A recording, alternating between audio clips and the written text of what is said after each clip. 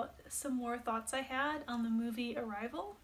And I made a very long blog post about it a while ago, but sometimes you just keep coming back to things. And I kind of did with this movie because I really loved some things about it and I really hated other things about it. My main problem with the movie is that I feel like the main character makes a very immoral and very unlikable choice at the end, and no one really discusses whether that's wrong or not. Basically, from my point of view, she brings a child into the world knowing the child's gonna die solely for her own emotional development.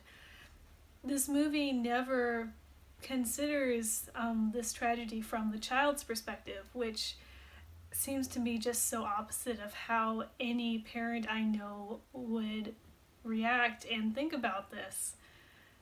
So that was the thing that really tripped me up about the movie. I mean, a lot of people criticize the kind of bullshitty, like Beethoven paradoxy problem where she gets the line from the Chinese leader, but like he gets it from her, so who originally gave it to whom, blah blah blah blah. And I mean that's kind of stupid, but it doesn't bother me so much as the whole I'm just gonna have this kid because it'll be fun for me, and who cares if the kid dies a really painful early death. So I was thinking about that, and interestingly I did learn from some YouTube videos that the movie is based on a short story, and it actually changes the ending of the short story. In the story, there's still the plot of the child dying, but in this case, in the story, it was an accident. And the way the story sets up time travel and seeing the future is that you can't change anything. There is no choice involved, so you just have to accept it the way it's going to be. And the way the movie changed it was making the choice a little bit more real. It sort of does imply that the characters can still actually choose things, even though there's only one future, which may not have been the best decision to make. They may have made it more movie-like with that direction, but they may have raised some problems as well, at least morally for the main character. And I was thinking of ways you could keep that choice element intact but not have the character so morally despicable. And I thought of two ways they actually could have done it better and had a more likable main character.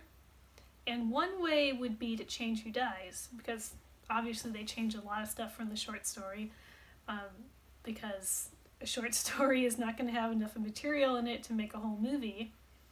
So there isn't necessarily a reason why it's the child who has to die. What if it was the Ian character who died, and he either gets some kind of radiation poisoning from contact with the aliens, or he had some cancer that he didn't know about before he even met Louise, and the choice she has to make is whether she's going to have a relationship with him knowing it's going to be a very short-term relationship, like maybe just a couple years, and maybe some part of that, or definitely some part of that, is going to be very painful because he'll be dying.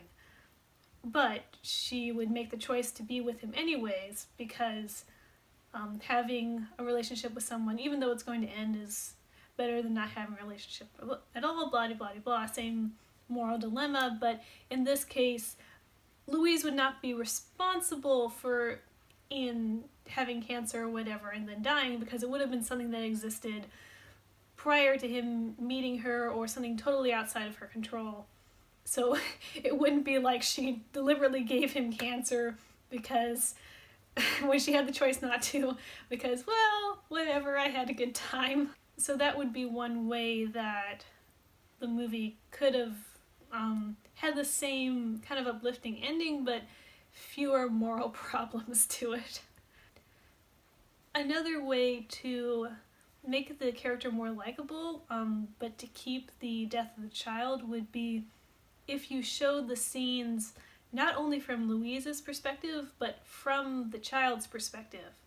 Because I was reminded a little bit of the story The Fault in Our Stars, where, again, it's a teenage daughter who is sick and dying, but it's told from the point of view of the daughter. And because you're inside her head, you can really see that she is someone who, if she had to live her life again knowing that she would die before she was 20, she would still do it because she loves her life and she's had beautiful relationships and she's learned really interesting things and gotten to do some interesting things. So even if she knew it was going to end so prematurely, you can see that this is the kind of person who would say, you know what, I've just got to live in the moment, accept what I have, and enjoy it for what it is. So you could see even Louise's child having that kind of attitude and making that choice.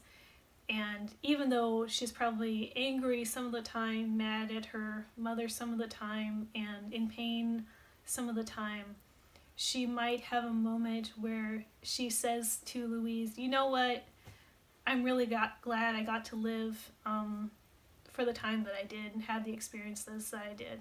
Like, even a short life is worthwhile. You know, it's not the amount of years, it's the life that you've managed to live, that kind of thing.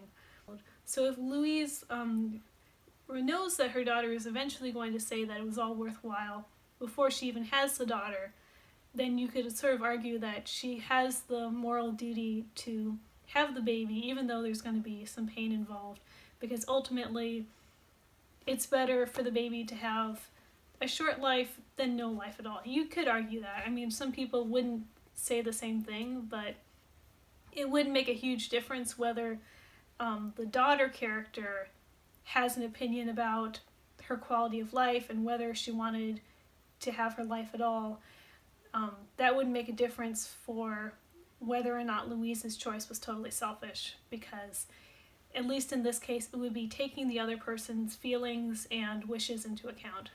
Where in the movie as we have it, the child's wishes are never important and never taken into account. And I think that's where the ending really fails as an uplifting ending. It should be a really depressing ending, and it should cause you to question the wisdom of everything Louise was saying up to that point, because it's kind of a solipsistic thing to do to someone. And, you know, if they made it more ambiguous, that would work as well, because it wouldn't be so cut and dry then. But they kind of wanted to have that, yay, life is worth living even though there's some pain, uplifting ending, which I just don't think it fits the scenario that was given to us.